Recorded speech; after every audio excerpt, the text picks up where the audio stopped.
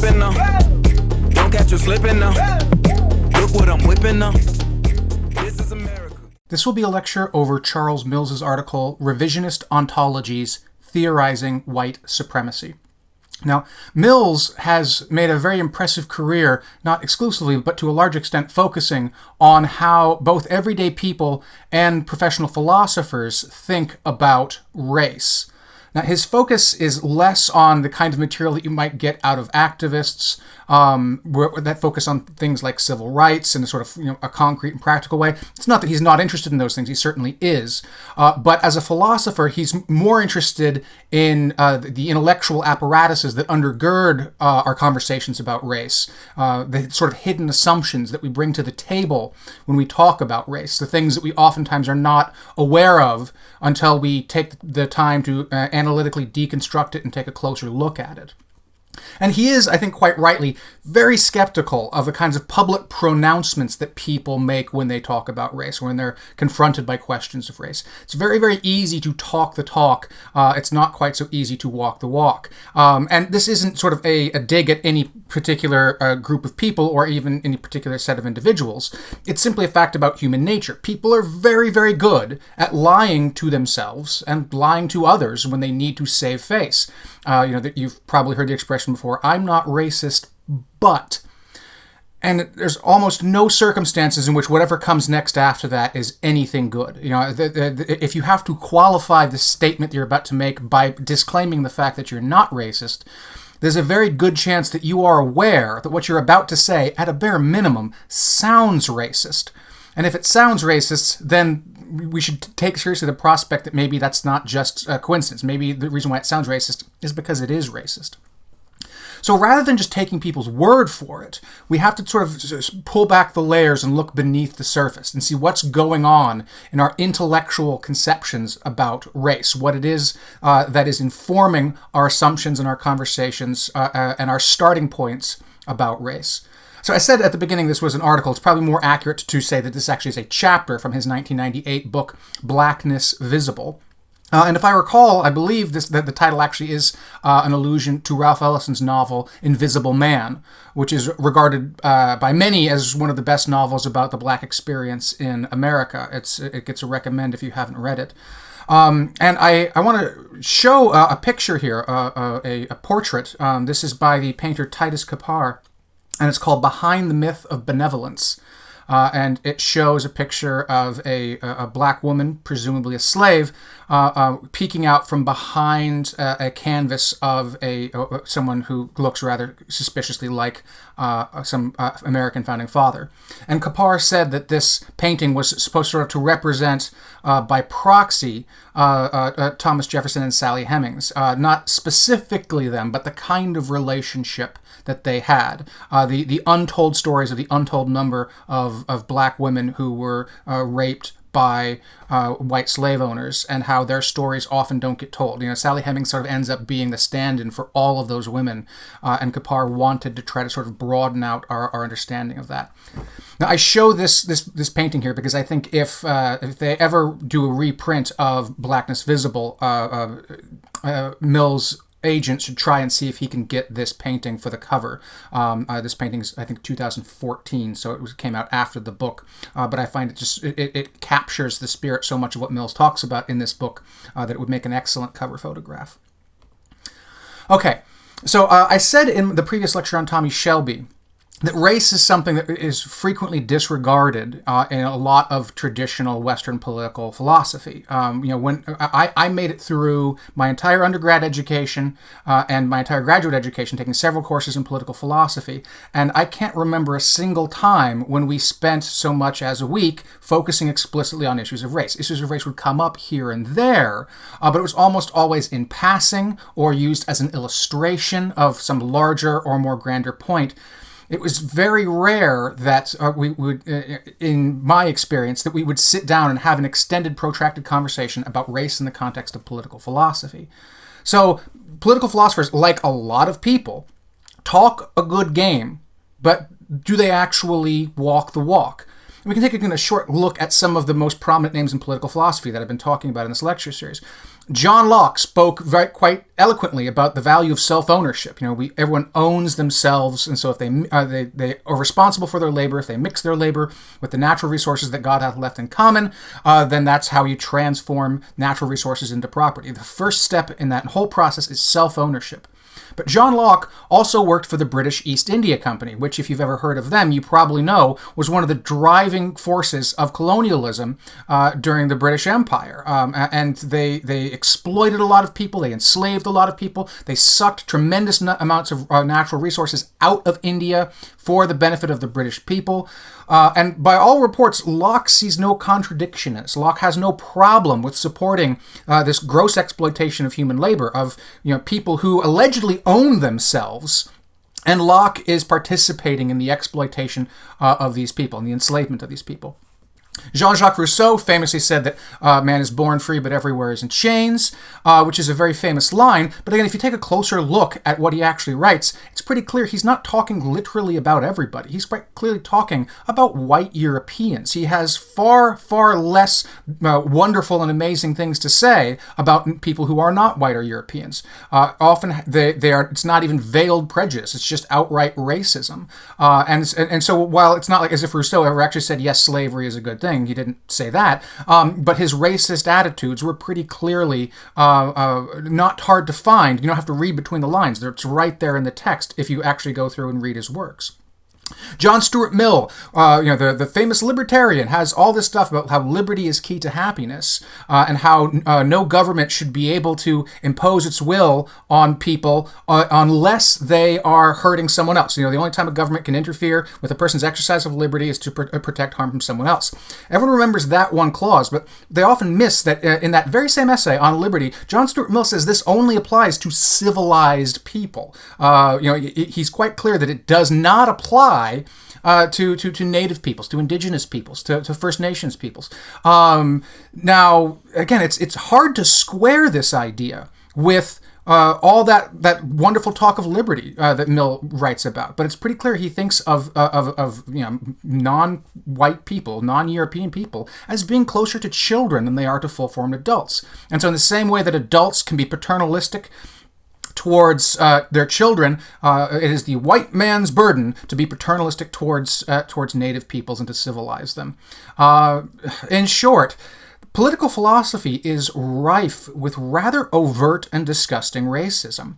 And it's bad enough that this stuff is there, but the political philosophy tradition in the Western analytic world, all the way up through much of the 20th century, paid no attention to this. They didn't draw attention. They didn't say this was a problem for these thinkers. They more or less ignored it until scholars like Mills come along and force them to say, hey, look at this passage here.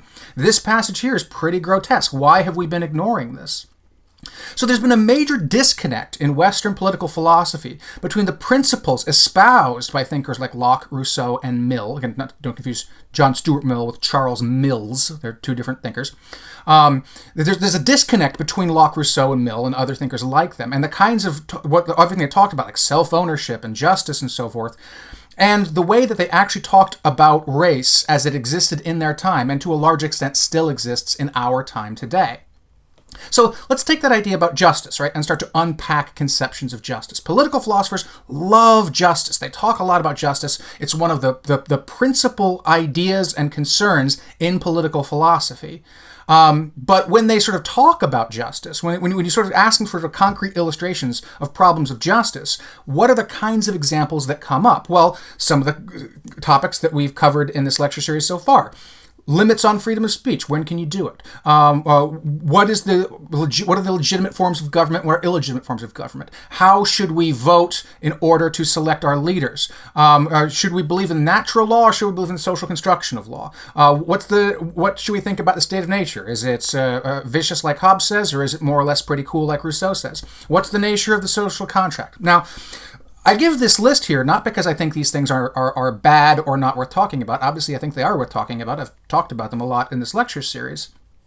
But all this talk about justice, and hardly any political philosophers have paid serious attention to some of the most grotesque injustices that their societies have perpetuated, and that have in many instances directly funded the lifestyle of these philosophers who get to sit back and read and write and lecture about philosophy because many of their basic needs are being taken care of for them by, for example, slave labor.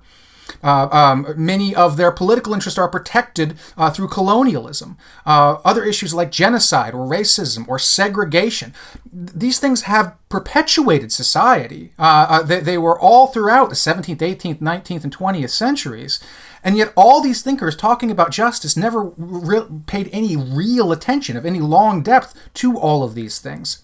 Now, modern political philosophy, of course, is going to say all these things are terrible. If you were to pull John Locke or if you were to pull John Rawls or Robert Nozick aside and ask them about these things, they certainly would say, oh yes, these things are terrible. Of course they're terrible.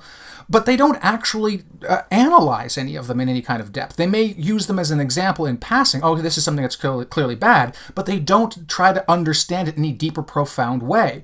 So if these thinkers are really so concerned with justice, why do they ignore these gross injustices perpetuated by their own societies? Why do they treat them as though, at best, they're an illustration of larger problems rather than a concrete, real problem that has caused tremendous suffering over history?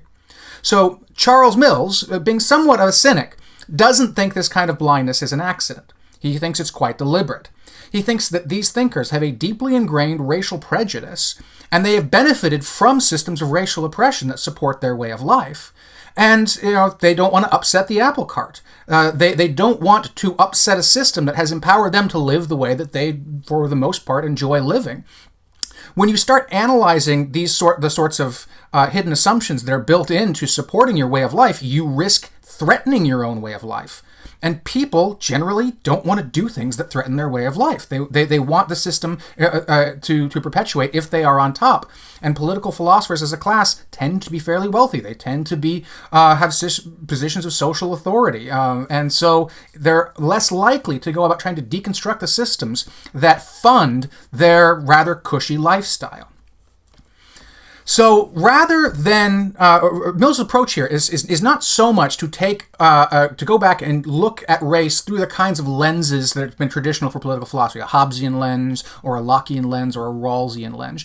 You could do that, and some philosophers have, and it's worth doing. But Mill's project is slightly different and rather interesting. He says, what happens if we make race the lens that we use to look at other issues? So don't look at race as an issue among others. Look at race as a tool to understand other sorts of political ideologies. What does political philosophy look like if we started with race front and center? What would this class, for example, look like if rather than beginning with Plato and Aristotle and all these sorts of classic thinkers, we began by centering race as our primary issue, and then from there taking a look at other sorts of considerations, things like property and forms of government and voting and so forth. Mills, in doing this strategy, Mills actually is deliberately stealing a page from feminists, from the strategy that political philosophers of the feminist tradition have used to understand things like gender. To use gender as a lens. When you look at political philosophy through a feminist lens, all sorts of invisible patriarchy suddenly starts to become visible. You start to sort of see these male-centered power structures that it tends to be invisible if you just read male political philosophers. So in the same way that you can see patriarchy if you use feminism as a lens, you can see the racism that's inherent in a lot of Western political philosophy if you use race as a lens. That's what makes white supremacy visible, according to Mills. Now, I want to reiterate here that white supremacy needs to not be understood not necessarily as necessarily conscious or overt racism. He's not saying that Locke was a member of the Ku Klux Klan or that John Rawls was a neo-Nazi or anything like that. That's not the claim.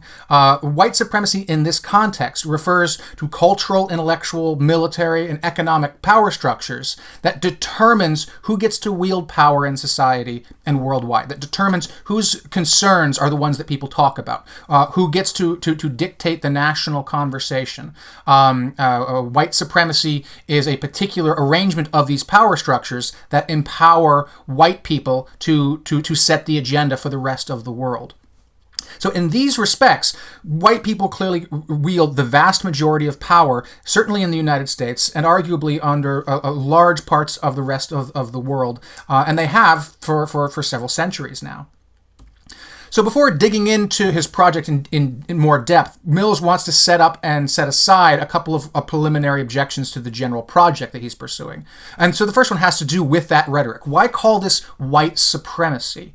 Why not reserve that term for the Ku Klux Klan and neo-Nazis? And why not use the kind of thing that Mills is talking about, to use words like imperialism or perhaps colonial capitalism, which obviously has some overlap with the kinds of things that he's talking about. Clearly, colonialism and its integration with capitalism was responsible for a lot of things like the British East India Company that Locke worked for.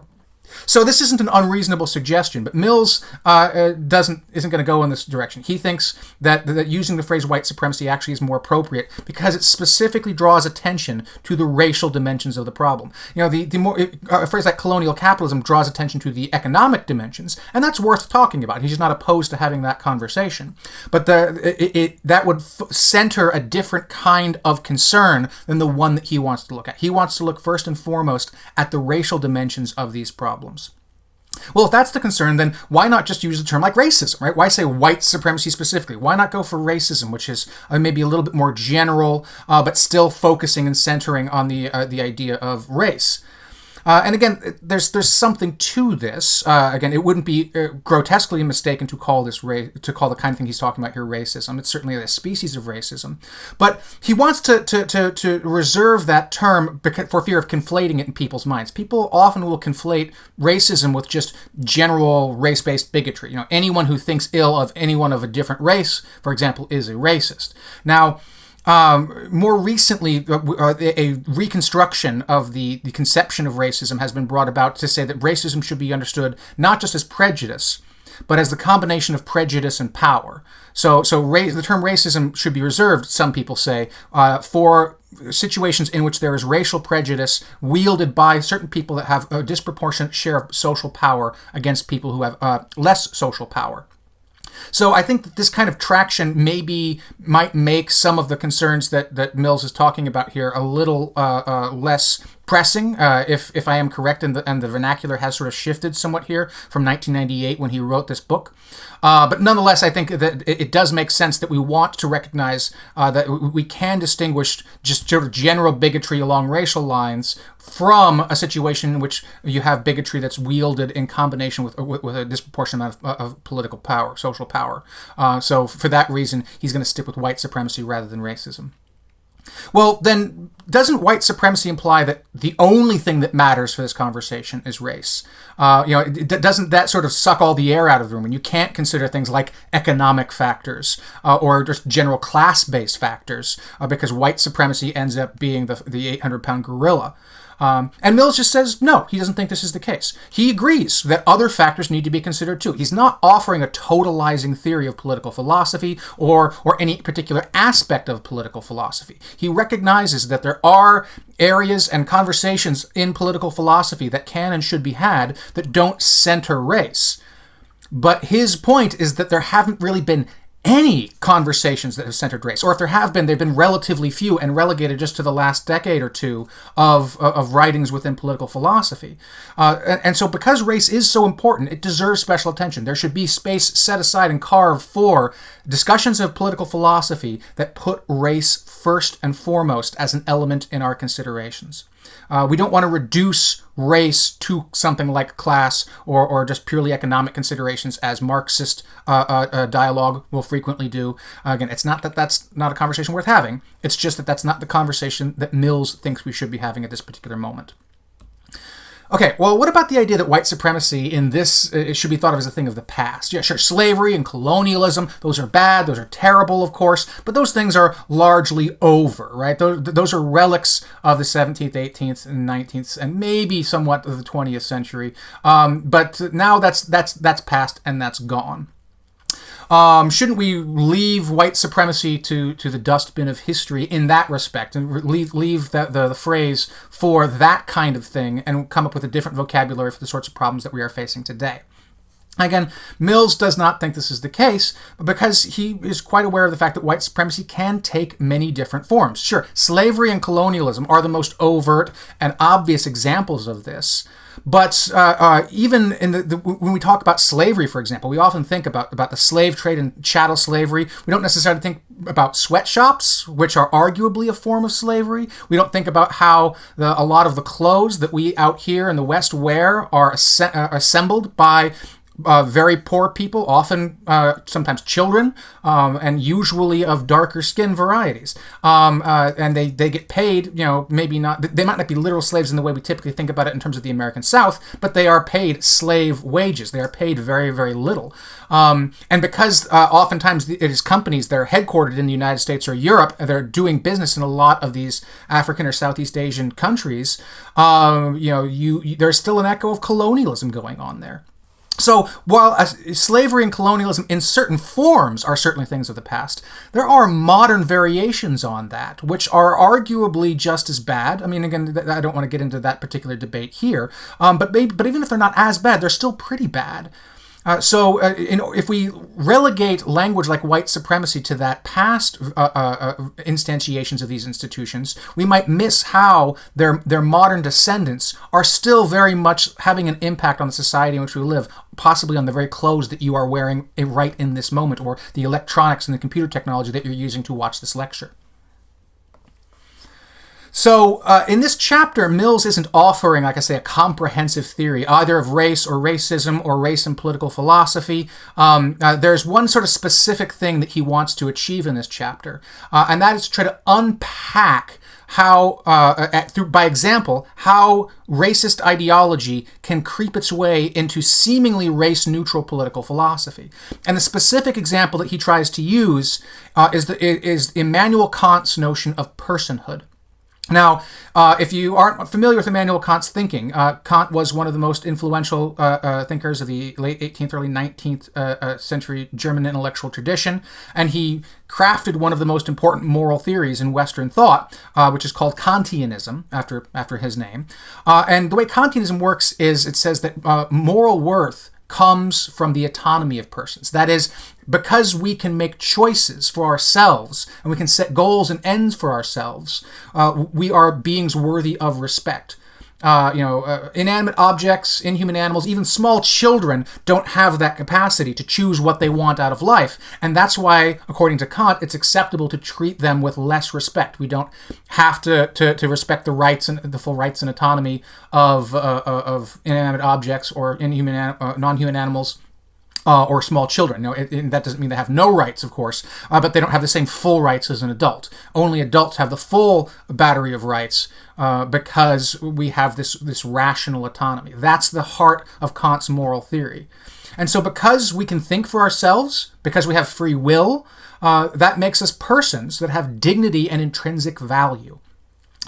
Kant's moral system is incredibly powerful, and even though his writing isn't great, the quality of the ideas is quite beautiful and moving, and it remains one of the most enduring ideas in the Western philosophical tradition. Now, what Mills wants to do is to go back and take a close look at the social ontology that Kant smuggles into his thinking. Now, by social ontology, what he means is who gets to count as a person in the moral sense of that word. So Kant is talking about the autonomy of persons, but who exactly is a person? Now, whoever gets to determine that has an awful lot of social power. In Kant's own lifetime, Kant was alive when slavery was still a thing in the United States, and the people in the United States who got to determine who didn't count as a person would say, in short, that slaves aren't full persons, but that slave owners, white people, are. Now, the people who get to make that determination are going to be people who wield an incredible amount of power. And the people who make that determination are doing it not simply of their own volition, determining that this is a person, that's not a person. They're doing it on the basis of an intellectual tradition and a cultural tradition. And so if you want to frame this in terms of like the social contract, right, you can think about the fact that from a social contract point of view, persons are the only ones who get to be party to a contract. If you are not a person, if you are a child, for example, social contract doesn't typically take into consideration what do children want, because the social contract tradition treats children as not fully persons. It's not fully rational. And you can see where this is going, right? It's not just the social contract tradition. The social contract tradition doesn't just treat children as though they're not fully persons. For most of its history, the social contract tradition has treated non-white people as if they weren't fully persons. Now, again, Mills does give a certain amount of credit to Kant. There is an improvement over the works of, say, someone like Thomas Jefferson. Jefferson, who explicitly uses the language like, all men are created equal. Kant's formulation, however, actually is gender neutral. That's not to say that Kant was a feminist or that he had what you would call progressive ideas about the capacities of women, but at the very least, his language, his overt language, signals gender neutrality.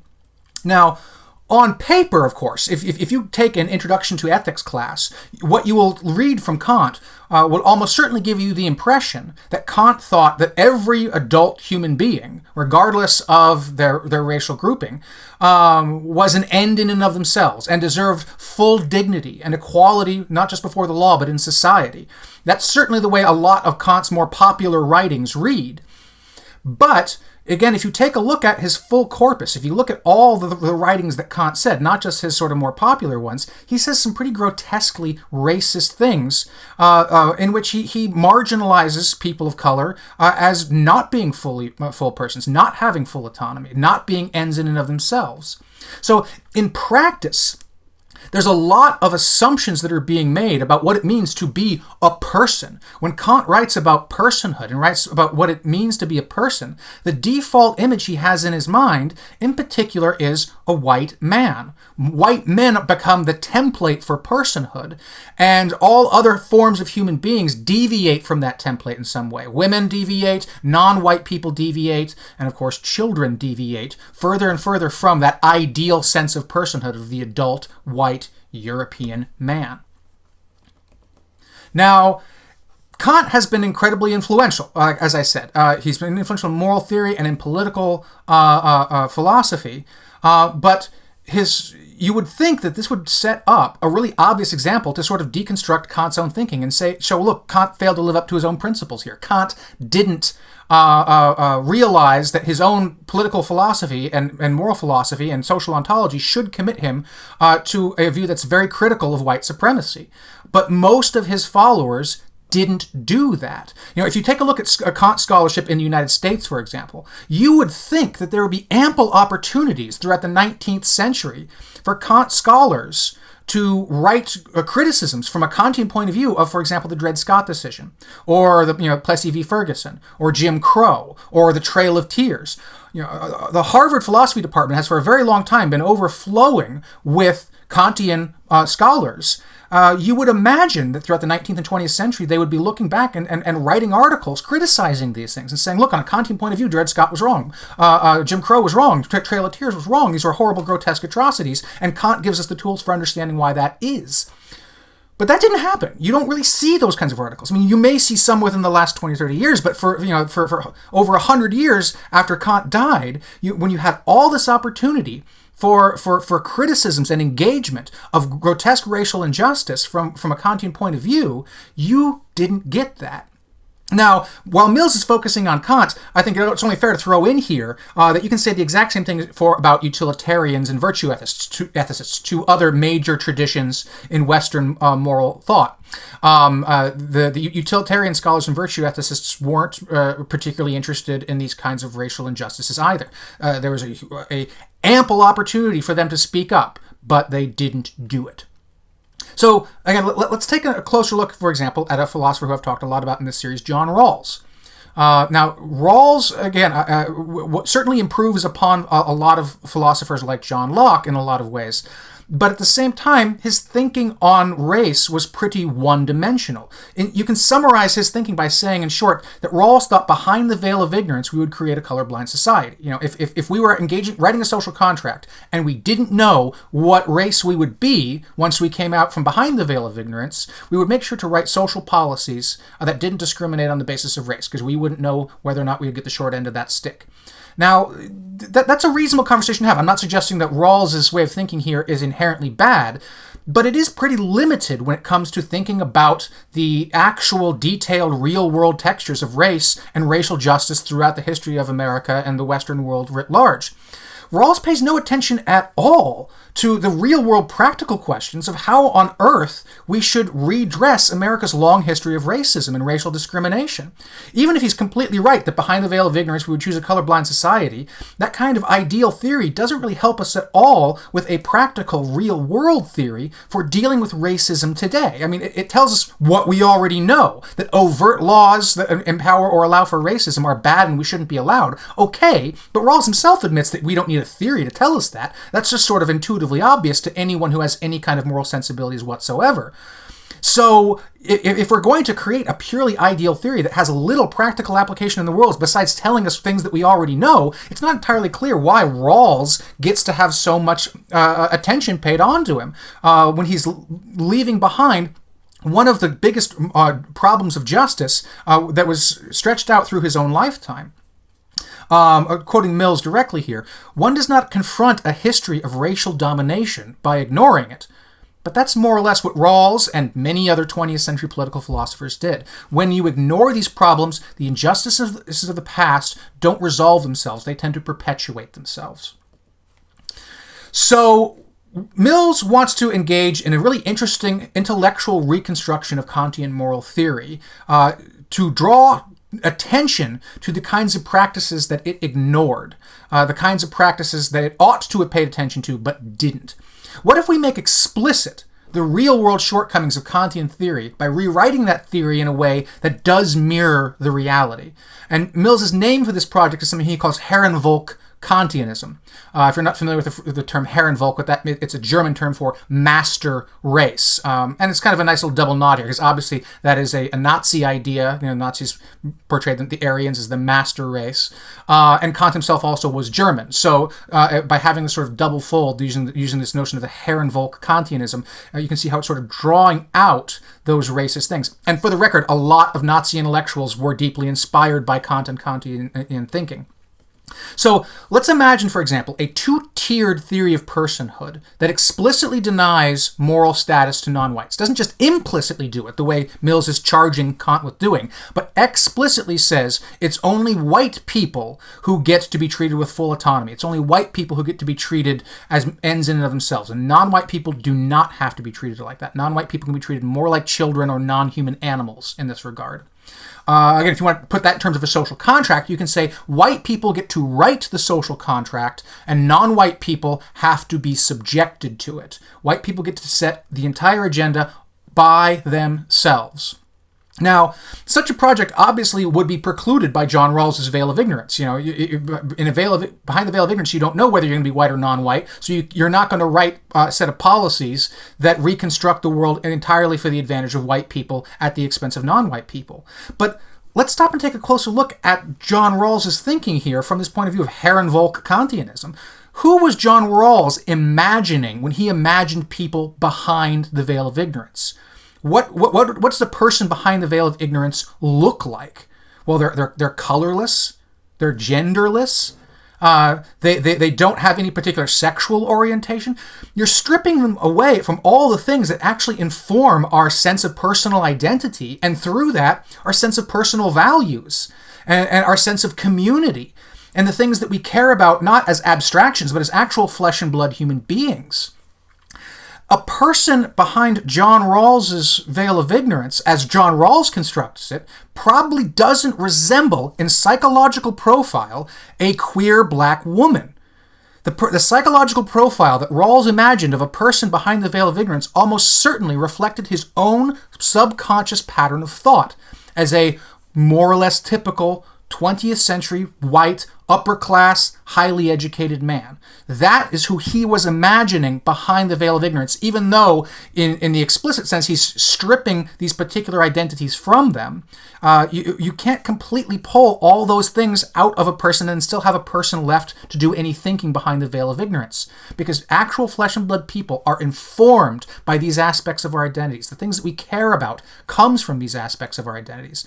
So if you try to strip them away and then actually run this thought experiment, you're not going to succeed. You're going to leave behind what you assume is the default, the white, male, heterosexual, upper class psychological profile. That's the person who John Rawls was imagining behind the veil of ignorance, even though that's not what he thought he was imagining. He did not realize his own blind spots led him to load the dice in favor of a vision of what is valuable and important in society from the point of view of a white, upper class man. So, by taking a look at Kant and Rawls in this way, we can sort of see that even though they imagine themselves to be colorblind, their biases are actually being built into their own theories without them realizing it. So, the claim here for Rawls, at least, isn't that he was an out-and-out racist. Kant probably was, but that's even beside the point. That doesn't even matter for Mills's purposes. His point is that the theory on paper looks to be colorblind, but when you pull away the veneer on top and take a look at the actual machinations underneath it, you see that there are racial biases and racial assumptions that are built into it. So let's take this project of Herrenvolk Kantianism and extend it to John Locke, right? Let's think for a moment about John Locke's famous labor mixing argument. Hopefully you remember how this argument goes, right? Locke says that the origins of property occur when a person living in the state of nature comes across some natural resource. His example is an apple tree, right? You pluck an apple from the apple tree, you eat the apple, you take the seeds, you till the soil, you plant the seeds, you water the seeds, you grow the tree, and by mixing your labor with what God hath left in common for all, you transform the state of nature into your property. Now, in the state of nature that Locke is imagining here, there's no color lines, there's no black people or white people. All there is untouched land and random people out there roaming the land, mixing their labor with it, and transforming natural resources into their property. This is a very hermetically sealed, clinically sterilized conception of the beginning of civilization.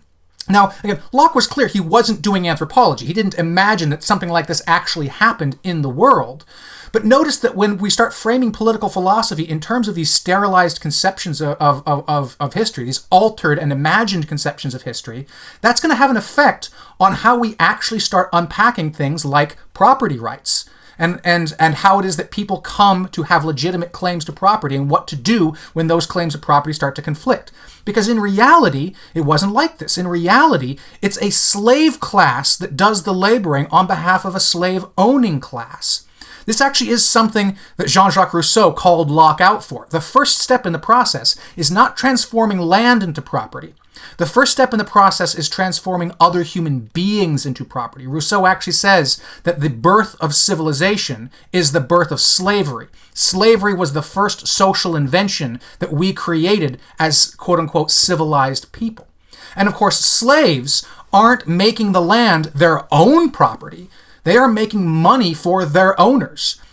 So this vision of Locke that Locke has, where people just work the land and transform the land into their own property, that is deeply, deeply misleading. That's not the way it actually works. And when we start with that image of property, when in our conversations about political philosophy and how property should be understood, we end up coming up with a theory that is idealized and detached from the actual history.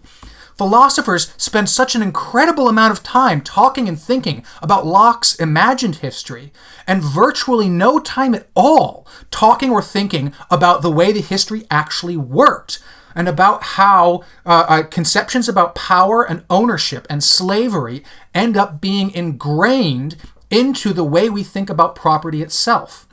Locke's theory is a theory that only a white man with no personal investment or connection to the history and reality of slavery could write. Think about it this way. Imagine for a moment that John Locke's grandparents had been slaves instead of slave owners. How might Locke's theory have been different? How would he rewrite his thinking about the social contract and the state of nature and property and all this stuff if he had a personal connection to the legacy of slavery, if he grew up hearing stories about what it was like to be a slave and what it was like to be treated poorly by your owner, would that have influenced and transformed the way Locke thought about all these political issues? It's almost impossible to imagine that it wouldn't have. All right, so Mills closes this chapter with examples for further kinds of applications that you could do. You could take his methodology to use and to explore. And one in particular that he suggests is genocide. Let's use these tools to think about how we talk and think about genocide. Now, when I say the word genocide, I think there's a very strong likelihood that the first thing that pops into your mind, and possibly the only thing that pops into your mind, is the genocide of the Nazis against the Jews. This is, in my experience at least, the most common understanding of what we think of when we think about genocide. We even call this event the Holocaust. Singular pronoun there, the Holocaust, as if it was the only one, as if it was the only time something like this happened in history. We pay far less attention, in my experience at least, maybe your experience is different, but in my experience, when we talk about holocausts, we rarely talk about holocausts against non-white people.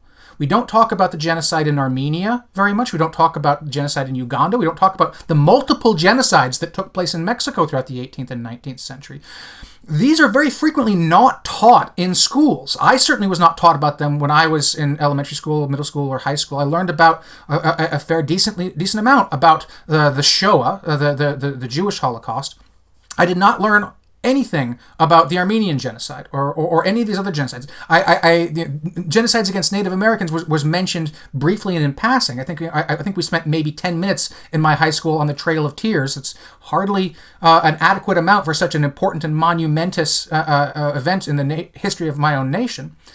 Now, on occasion, of course, you do get movies and other examples in popular culture talking about other genocides. The 1984 film The Killing Fields with Sam Waterston was a movie about the Cambodian genocide. And the marvelous film Hotel Rwanda, I think, won several Academy Awards, or at least this was nominated for several Academy Awards, was about the Rwandan genocide. And these are wonderful films, and they're worth seeing. But I hope I don't actually have to start digging into statistics to let you know that for every film about a genocide of non-white people, you get half a dozen films about the Nazi Holocaust. Now, if there's any sort of runner-up to the Nazi Holocaust, it might be the genocides that happened in both China and Russia in the 20th century, alongside or shortly after the German genocide. But often these are brought up in a context not so much to focus on the victims of these genocides, but rather to score political points against communism. Right? It's part of a dialectical to say, this is why we shouldn't have communist policies, because communist policies led to genocide.